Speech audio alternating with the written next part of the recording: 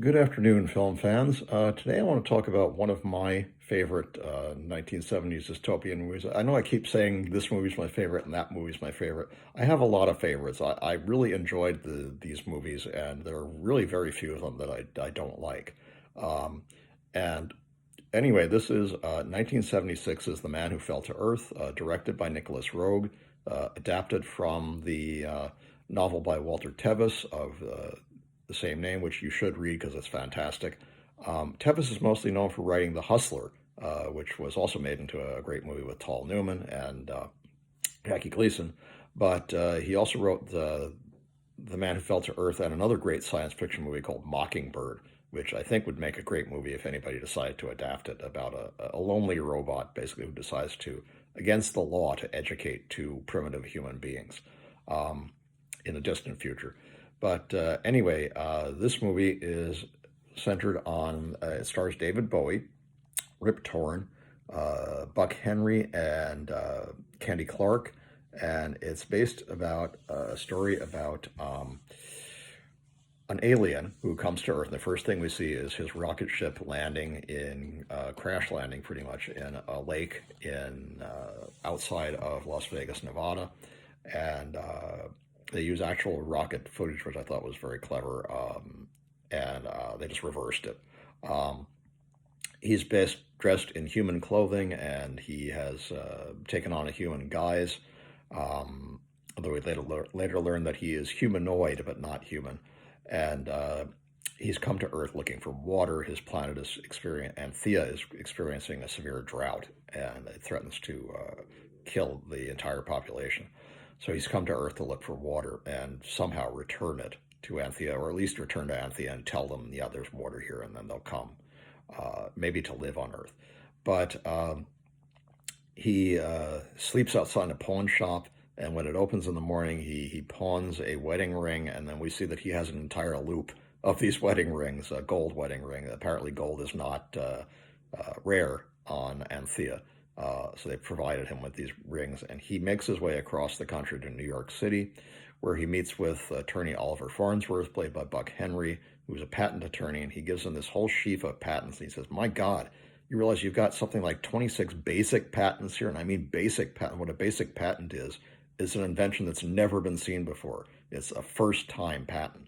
He says, "Well, you can have 20% of the profits realized on any of these patents, but you have to keep my name out of it and not mention, who I am." And he says, "Yeah, okay, I agree," because it's going to set him up for life. He's going to become a billionaire based on these patents. Later, we see Rip Torn, who's a college professor, and he is having an affair with one of his attractive student of his, and they're filling themselves with this instant camera that he's developed, which takes 35 millimeter color shots, and they instantly develop on the roll. You don't have to take it to a development place, which in 1976, that's a pretty radical idea. Yeah, we had Polaroids, but we certainly didn't, and still don't have 35 millimeter film that develops itself. That's one of his inventions. Another was an advanced form of music recording, which is now on little glass cubes instead of records or cassettes. And he and his company called World Enterprises start to become quite famous. He's making millions of dollars, and nobody knows who he is. Rip Torn receives a invitation to come work for him. He's a physicist, and he says, "I want you to come work for me, and I'll pay you, some enormous salary. But again, you got to keep this all hush hush." And he says, "Okay," and he's going to go. And before he goes, he's contacted by agents of a government agency, and they don't tell you which one, but ostensibly it's the CIA, and they want him to spy on Newton. They don't know who Newton is, and they're suspicious of the fact that he's made money so quickly. They think maybe he's a drug dealer or a foreigner, and he's doesn't have America's best interest at heart. So Rip Torn agrees he's going to do that. He goes out and he meets with Newton and finds him to be quite eccentric. He won't ride in cars that are going over 35 miles an hour. He has an aversion to riding in elevators because it makes him dizzy. It creates vertigo in him, which I thought was a bit of a scientific glitch because, again, if he experiences vertigo going down an elevator, how did he stand the G-forces in outer space? That doesn't make a lot of sense.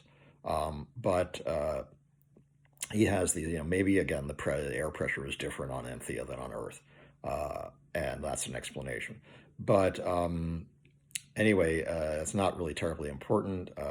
He plants the spy cameras around the lab, and he wants them to work on this physics project. He won't really tell him what it is, but he starts getting the idea that it's some sort of a very advanced rocket engine. And he one day Newton comes back and he says, I found this, and he hands him the video camera that he'd planted, and he said, I don't understand, how did you detect it? And he says, I can see deeper into the infrared than you humans can. And he says, where are you from? And he just points over the horizon. He says, somewhere out there. He says, well, why did you come here? He tells him that he came from water, and we see a flashback of him on his home planet where there's kind of this weird sort of fur-covered monorail, and he and his wife and child are traveling in it, and that there's a severe drought, that everything's drying up, the whole planet is turning into a desert. And that's why he came. He came to save his people from this drought. He says, I don't mean any harm to human beings, and I won't hurt anybody, and I'm not going to turn you in for spying on me, but please don't do it again. And he says okay, and he agrees to it. And later on, there's an incident where I think he has to ride up in an elevator to get somewhere. There's no stairs, and he becomes very physically ill. And Candy Clark, who is a waitress, happens to be in the elevator, and she takes care of him, and she starts to become attracted to him, and he starts becoming attracted to her. She thinks he's kind of an eccentric. He does things like he watches 50 televisions at once and seems to be able to absorb all the information he's watching. That kind of drives her nuts, but she just thinks, that he's kind of out there.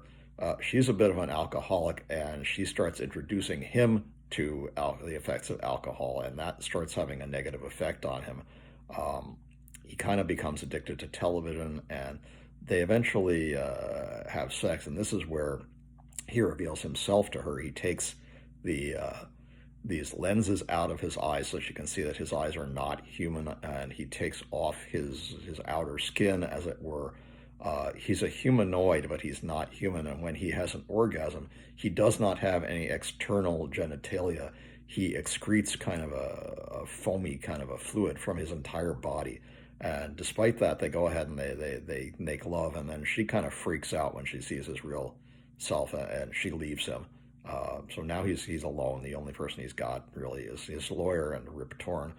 The CIA eventually, they start putting pressure on Oliver Farnsworth.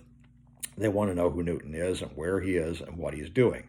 And he resists at first, and eventually they've had enough, and they force the information out of him, and then they kill him. They throw him out a window in his apartment building in New York, and his lover too. And then they find where he is, and that he's building a private rocket ship, and he's planning to take off. And before he can, the CIA agents intercept him. They literally pull him out of the ship. He's shown the interior to Rip Torn, and that interior, which was very interesting, kind of just geodesic design, was used on the cover of his album Station to Station. And they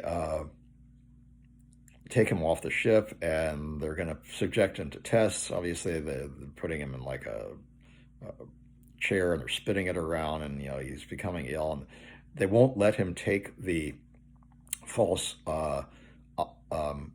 lens covers out of his eyes before they're going to subject him to an x-ray. He says, no, please, let me take these out. And they say, oh, don't worry, it's just an x-ray, it won't hurt you. He says, no, you don't understand, I can see x-rays. And they say, oh, don't be ridiculous, nobody can see x-rays. And they give him the x-ray, and it fuses the plastic lenses to his eyes, so now he's blind.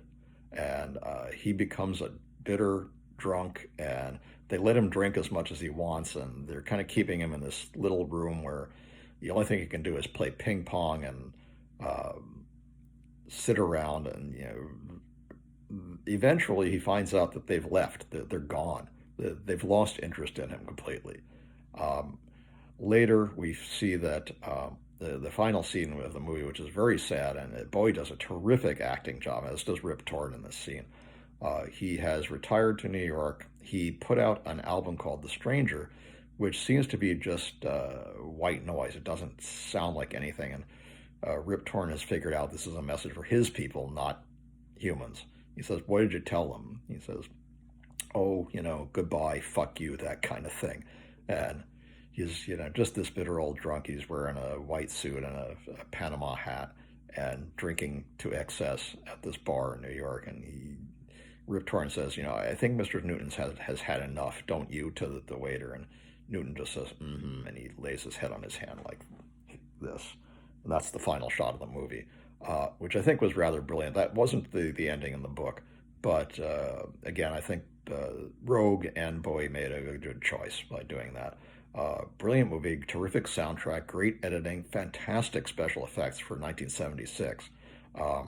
Really interesting story, and it's not an action thriller, it's intellectual science fiction, which is rare for the 1970s. But it works, and it works very well. If you haven't seen it, you should.